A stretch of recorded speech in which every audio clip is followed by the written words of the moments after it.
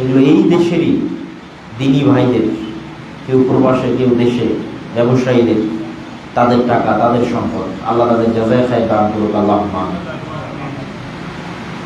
সেই উদ্যোগের ধারাবাহিকতায় আমরা দেখলাম যে বক্তব্যের চাইতে শক্তিশালী প্রতিষ্ঠান হচ্ছে শিক্ষা প্রতিষ্ঠান।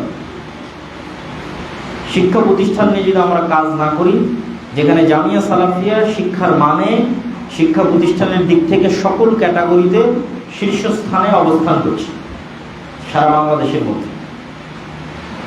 যতগুলো ক্যাটাগরি হওয়া সম্ভব একটা শিক্ষা প্রতিষ্ঠানের মান যাচাই করার জন্য, যতগুলো মানদণ্ড হওয়া সম্ভব, দেশি ছাত্র বিদেশি ছাত্র, দেশি শিক্ষক বিদেশি শিক্ষক, মানসম্মত দেশের বিভিন্ন বিদেশের বিভিন্ন বিশ্ববিদ্যালয় থেকে পড়ে আসা অনার্স মাস্টার্স ডিগ্রিধারী শিক্ষকবৃন্দ, উন্নত মানের সিলেবাস, কারিকুলাম, বিশাল এরিয়া, উন্নত মানের আবাসন ব্যবস্থা, জ্ঞান এবং গবেষণায় ছাত্র শিক্ষকদের অবদান।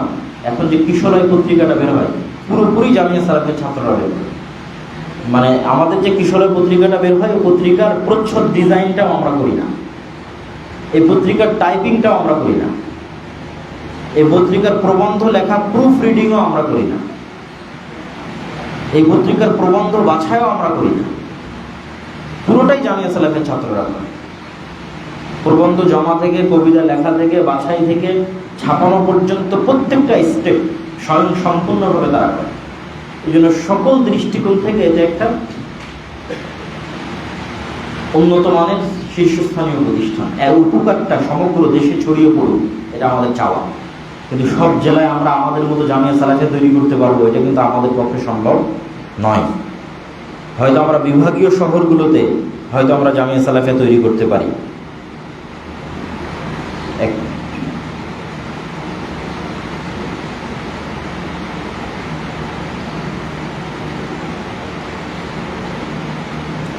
হয়তো বিভাগীয় শহরগুলোতে আমরা জামিয়া সালাফিয়া তৈরি করতে পারি।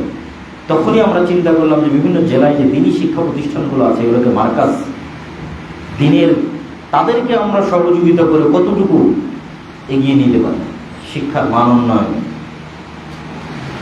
এই জন্য আমাদের এই জামিয়া সালাফিয়ার অন্তর্ভুক্তির জন্য, মুআদালার জন্য আমাদের এখানে কোনো ফি নির্ধারণ করা নেই। ছাত্রদের কাছ থেকে, এই প্রতিষ্ঠানের ছাত্রদের কাছ থেকে কোনো আমাদের জন্য কোনো ফি নিতে হবে এরকম কোনো নির্ধারণ নেই। বরং আমাদের চেষ্টা হচ্ছে আমরা কতটুকু দিতে পারি। যেমন আমাদের আশাটা একটা সহযোগিতা, এই প্রতিষ্ঠানের শিক্ষকদের নিয়ে গিয়ে ট্রেনিং দেওয়া, সেটা সহযোগিতা, সিলেবাসের মান উন্নয়ন ঘটানো, বাৎসরিক কোনো একটা পরীক্ষা কেন্দ্রীয়ভাবে আয়োজন করা, এই মাদ্রাসার ছাত্রদের পরবর্তীতে জামিয়া সালাফিয়াদের সরাসরি ভর্তির সুযোগ দেওয়া, এই যে আন্তঃসহযোগিতা, এই সহযোগিতা দিয়ে শিক্ষার মানকে বাড়িয়ে নেওয়া, এটি আমাদের লক্ষ্য উদ্দেশ্য। আর যদি বলি সর্বশেষ টার্গেট কি, যেমন দাওয়া ইলাল্লাহর ক্ষেত্রে আমরা সর্বশেষ টার্গেট নির্ধারণ করেছিলাম 100% মুসলমানের সন্তানকে কোরআন ও দ্বীন শেখাতে হবে। 100%, আবার বলি 100% মুসলমানের সন্তানকে কোরআন ও দ্বীন শেখাতে হবে। মাদ্রাসায় আসে 2 ভাগ, 100 ভাগের 2 ভাগ মাদ্রাসায় আসে। তাহলে বাকি 98 ভাগকে যদি দ্বীন এবং কোরআন শেখাতে চান, মসজিদেই যেতে হবে। বাংলাদেশের যত গ্রামে যত মসজিদ আছে, সব মসজিদ যদি পরিপূর্ণরূপে অ্যাক্টিভ করা যায়, তো 100% মুসলমানের সন্তানকে কোরআন ও দ্বীন শেখানো যাবে। মক্তবকে যদি শক্তিশালী করা যায়, তো সেটা আমাদের দ্বারা সম্ভব হবে সেটা আমরা বলছি না, কিন্তু আমরা স্বপ্ন দেখেছি, কাজ করছি। এই স্বপ্ন আরো অসংখ্য মানুষের সহযোগিতায় পূর্ণ হবে। ঠিক প্রতিষ্ঠানের ক্ষেত্রে আমাদের লাস্ট স্বপ্ন এবং উদ্দেশ্য হচ্ছে শক্তিশালী প্রতিষ্ঠান তৈরি করা। লক্ষ কোটি মুসলমানের পঙ্গপালের মতো বাংলাদেশে বসবাস আছে, কিন্তু রাষ্ট্রে প্রতিনিধিত্ব করার মতো কোনো প্রতিষ্ঠান নেই। যার সবচেয়ে বড় উদাহরণ 36শে জুলাই, 5ই আগস্ট এবং তার পরবর্তীতে গঠিত অন্তর্বর্তী সরকার। 5ই আগস্টে সারা বাংলাদেশে রাস্তাঘাটে ছিল এদেশের নিম্নবিত্ত, মধ্যবিত্ত, ধর্মপ্রাণ সাধারণ জনগণ। আর সরকার গঠন করেছে এদেশের এলিট সেকুলার। এখানে সরকারে আবু সাঈদদের কোনো প্রতিনিধিত্ব নেই, যারা বাংলাদেশের নিম্নবিত্ত, মধ্যবিত্ত, ধর্মপ্রাণ ফ্যামিলির সাথে বিলং করে। কেন নাই? কেননা আবু সাঈদদের কোনো শক্তিশালী প্রতিষ্ঠান এই দেশে নাই। সুতরাং এরকম লক্ষ আবু সাঈদের রক্ত কোনোদিন গণার মধ্যে আসবে না, এরকম লক্ষ কোটি মানুষের ভোট কোনোদিন গণনার মধ্যে আসবে না। আছে এলিট সেকুলারদের শক্তিশালী প্রতিষ্ঠান আছে, মিডিয়া আছে, ব্র্যাক, গ্রামীণ ব্যাংক, প্রথম আলো, ডেইলি স্টার, অধিকার, অসংখ্য পাওয়ারফুল প্রতিষ্ঠান। তা আমরা যদি অন্তত শিক্ষার দিক থেকে একটা শক্তিশালী প্রতিষ্ঠান তৈরি করতে পারি, শিক্ষার দিক থেকে আমাদের কোনো শক্তিশালী প্রতিষ্ঠান না। একটা প্রতিষ্ঠান কিভাবে শক্তিশালী হতে পারে, পাওয়ারফুল হতে পারে, যেমন এই প্রতিষ্ঠানটা কিভাবে শক্তিশালী হবে, যদি যোগ্য নেতা থাকে, যোগ্য দায়িত্বশীল থাকে, সে যদি শিক্ষার মানে কোনো কম্প্রোমাইজ না করে, অত্র প্রতিষ্ঠানের শিক্ষার মানে যদি কোনো কম্প্রোমাইজ না করে, শিক্ষকদের পিছনে যদি ইনভেস্ট করে, একাডেমিক উন্নয়নে যদি ইনভেস্ট করে। 2 নম্বর, অত্র প্রতিষ্ঠানকে শুধু শিক্ষার কেন্দ্র না বানিয়ে যদি দাওয়াতের কেন্দ্র বানায়, যেমন এই প্রতিষ্ঠানের সাথে আশেপাশের মসজিদগুলোকে কানেক্ট করে ফেলল, কিছু না চালালেও সেখানে মক্তব চালাতে পারল, এখানকার ছাত্রদের দিয়ে শিক্ষকদের দিয়ে দাওয়াতি কাজ করতে পারল, তাহলে দাওয়াতি সেক্টরে সে একটু শক্তিশালী হল। তারপর অত্র এলাকার অসহায় গরিব দুঃখী মানুষদের সহযোগিতা করল, তাহলে অত্র এলাকায় একটা সফট কর্নার তৈরি হলো প্রতিষ্ঠানের উপর। তারপরে কি করতে পারে, অত্র এলাকার প্রচলিত যে কোনো সামাজিক অন্যায়ের বিরুদ্ধে দাওয়াত দেবে, অবস্থান গ্রহণ করবে। শুধু যে নামাজ পড়ে না তাকে নামাজের দাওয়াত, যে কোরআন জানে না তাকে কোরআন শিখার দাওয়াত, এই গণ্ডির বাইরে বের হয়েও মানুষের উপর মানুষ যে জুলুম করে সেই জুলমে গিয়ে বাধা দেবে। তো মানুষের কারণ জুলুম করে 2-1টা উদাহরণ, যেমন বাবা মারা যাওয়ার পর তার কন্যাকে তার সম্পত্তিতে ন্যায়ের সাথে ভাগ না দেওয়া, এটা জুলুম।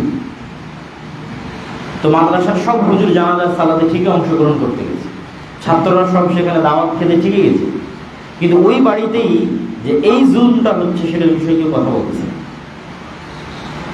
বিয়ের অনুষ্ঠানে মেয়ের পরিবারের কাছ থেকে ছেলে পক্ষ যৌতুক বাবদ মোটরসাইকেল, ফ্রিজ, এসি সব নিয়ে নিচ্ছে।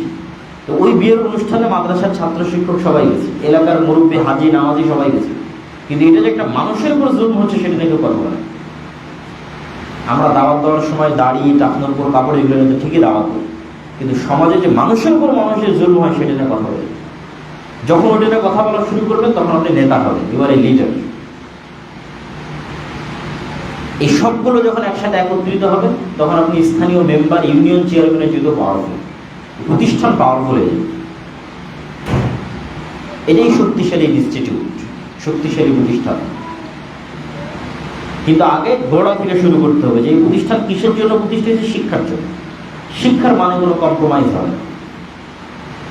আমাদের দেখবেন মসজিদ কমিটির কাছে টাইলস লাগানোর টাকা আছে, এসি লাগানোর টাকা আছে, কিন্তু ওই মক্তব্যের শিক্ষকটার জায়গায় আর একটা ভালো মানসম্মত শিক্ষককে 15-20 হাজার টাকা দিয়ে রাখবে যাতে গ্রামের ছেলেদের ভালো শেখাতে পারে, এটাতে কোনো বিনিয়োগ করবে না। আর ওই জায়গাতে আপনি আজকেই ওই মসজিদে খ্রিস্টানরা দখল করে নিক, যেমন স্পেনের সব মসজিদ খ্রিস্টানরা গির্জা বানাইছে, দখল করে নিক, তাহলে খ্রিস্টানরা এসে ওই মসজিদ যে বাজেট থাকবে 100 টাকা, ওই 100 টাকার 70 টাকা শিক্ষার পিছনে ব্যয় করবে, জায়গাদের শিক্ষিত করতে হবে, আমাদের ধ্যান ধারণা অনুযায়ী শিক্ষিত করতে হবে। কিন্তু আমরা কিন্তু শিক্ষার পিছনে ব্যয় করি। আমাদের প্রতিষ্ঠানগুলো তো আমরা একই সমস্যা ভোগ করি যে আমাদের কাছে জমি করার টাকা আছে, বিল্ডিং করার টাকা আছে, কিন্তু শিক্ষার মান উন্নয়নের টাকা। সম্মানিত উপস্থিতি, আমি বক্তব্যের শেষের দিকে চলে আসতেছি। দীর্ঘ বক্তব্য এই জন্য দিব না যে আমরা কন্টিনিউয়াস সফরের মধ্যে আছি। এরপরে কুষ্টিয়া শহরে একটা ছোট অনুষ্ঠান আছে, সেখান থেকে আবার দৌলতপুর যেতে হবে। তো আপনারা এই প্রতিষ্ঠানের দায়িত্বে আছেন, প্রতিষ্ঠানের সাথে সম্পৃক্ত আছেন, সবাইকে অনুরোধ জানাবো এটাকে শক্তিশালী করেন, এদের পিছনে দান করেন, অর্থ ব্যয় করেন। দান পৃথিবীর সবচেয়ে শক্তিশালী ইবাদত, যা আপনার ইবাদতের কভার দিবে, গুনাহের কাফারা দিবে। দুনিয়াতেই আল্লাহ ইবাদতের কভার দেওয়ার জন্য টাকার ক্ষমতা দিয়েছে এবং গুনাহের কাফারার জন্য টাকার ক্ষমতা দিয়েছে। হজে গিয়ে যদি কোনো ভুল হয়, হাজি সাহেবকে বলা দম দিতে হবে। হাজি সাহেব আছেন না এখানে কেউ? হজে গিয়ে ভুল হলে দম দিতে হয় না? তো দমের জন্য খাসি যে ছাগল লাগে ওটার জন্য কি লাগবে? টাকা লাগবে। তাহলে দুনিয়াতেই দেখেন ইবাদতের ভুল রিকভার হচ্ছে টাকার জন্য। আবার দেখেন গুনাহের কাফফারাও টাকার জন্য। রমজান মাসে দিনের বেলা স্ত্রীর কাছে গেছেন, কাফফারা কি? একটা গোলাম আজাদ করতে হবে। একটা গোলাম আজাদ করতে অনেক টাকা লাগে। তাহলে দুনিয়াতে আল্লাহ ইবাদতের রিকভারি দিয়েছে টাকা দিয়ে, আবার গুনাহের কাফফারা দিয়েছে টাকা দিয়ে। এই সেম সিস্টেম কিয়ামতের মাঠে থাকবে। কিয়ামতের মাঠে যার টাকা যত বেশি, সে তার গুনাহ এবং তার নেকির ভুল ত্রুটি এবং গুনাহের কাফফারা এবং নেকির ভুল ত্রুটির রিকভারি টাকা দিয়ে দিতে পারবে। কিন্তু কিয়ামতের মাঠে কি নতুন করে টাকার মালিক হওয়া যাবে? ওই টাকাটা দুনিয়াতে থাকতেই জমা দিয়ে যেতে হবে আল্লাহর রাস্তায়। তাহলে কিয়ামতের মাঠে আপনি অনেক টাকার মালিক হবেন। তখন বিপদে পড়লে আপনার টাকা কাজে লাগবে। আর দুনিয়ার ব্যাংকে যে টাকা রেখেছেন, এই ব্যাংকের টাকা সুদ, মুনাফা, ইসলামী ব্যাংক সব মিলে কত বাড়বে? আর আল্লাহ বলছে আমার কাছে 1 টাকা রাখবো, আমি ওটাকে 700টায় পরিণত করবো।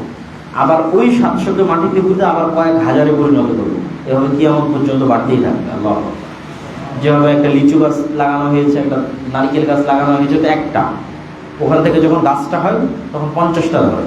আবার ওই 50টাকে লাগান, আবার 500টা, ওই 500টাকে লাগান, কয়েক হাজারটা। আল্লাহর কাছে হচ্ছে এই সিস্টেম। 1 টাকা দান করবেন, ওটা আল্লাহ বলছে এটা গাছ রোপণ করার মতো আমার কাছে। এটাকে আমি তোমার সাথে আমার সাক্ষাৎ হওয়ার আগ পর্যন্ত বাড়াতেই থাকি।